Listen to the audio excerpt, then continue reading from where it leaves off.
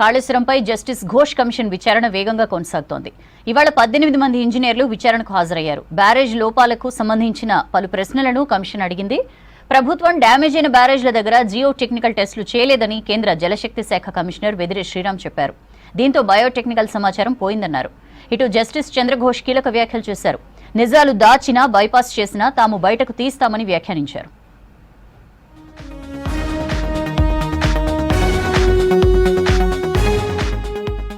Kaleshwaram commission ముందు ఇంజనీర్ల విచారణ ముగిసింది. ఇప్పటి వరకు దాదాపు 90 మంది ఇంజనీర్లను విచారించారు Kaleshwaram commission chairman justice Pinaki Chandra Ghose.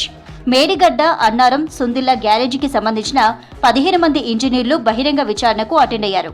3 బ్యారేజీలలో నీటి లభ్యత అంశంలో నిర్మాణ సంస్థలే టెస్టులు చేసినట్లు తెలిసింది. నీటి లభ్యత టెస్టుల రిపోర్టులు పూర్తి కాకముందే బ్యారేజీల నిర్మాణం మొదలుపెట్టినట్లు కమిషన్ ముందు చెప్పారు హైడ్రాలజీ ఇంజనీర్లు. అన్నారం, సుందిల్లా బ్యారేజీల్లో లొకేషన్స్ మార్పులు జరిగినట్లు చెప్పారు ఇంజనీర్లు. మళ్లీ సోమవారం నుంచి బహిరంగ విచారణ ప్రారంభం కానుంది.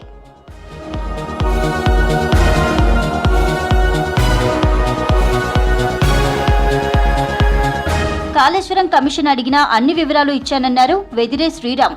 ప్లానింగ్ సహా అన్ని విషయాలపై అఫిడవిట్ ఇచ్చామని చెప్పారు. ప్రభుత్వం బ్యారేజీల దగ్గర జియో టెక్నికల్ టెస్టులు చేయలేదన్నారు వెదిరే. దీంతో బయోటెక్నికల్ సమాచారం పోయిందని చెప్పానన్నారు. ఎన్డీఎస్ఏ ఆదేశించినా ప్రభుత్వం చేయలేదన్నారు వెదిరే శ్రీరామ్. ఏదైతే ఇంతకు ముందు గ్రౌండ్ స్ట్రాటా ఏదైతే వాళ్ళు తెలుసుకోవాలనుకున్నారో అది తెలుసుకోలేని పరిస్థితి వచ్చింది.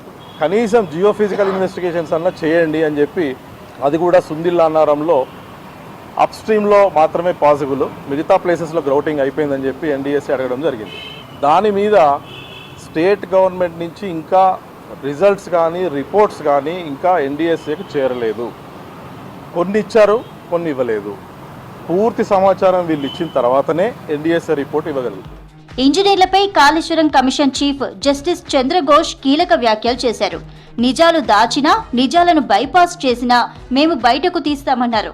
నిజాలను దాచి బైపాస్ చేసే ప్రయత్నం చేస్తే తానే స్వయంగా చర్యలు తీసుకుంటారన్నారు. చూసినా చేసిన పనిని గురించి చెప్పడానికి ఎందుకంత భయమని ప్రశ్నించారు. ఎలా మర్చిపోతారు? రాష్ట్ర స్థాయిలో జరిగిన విషయాలను కేంద్రంపై బకెట్ షిఫ్ట్ చేసే ప్రయత్నం చేయొద్దని అఫిడవిట్లో చెప్పినా చేర్చిన అంశాలు ఫీల్డ్లో కనిపించడం లేదన్నారు కమిషన్ ఘోష్.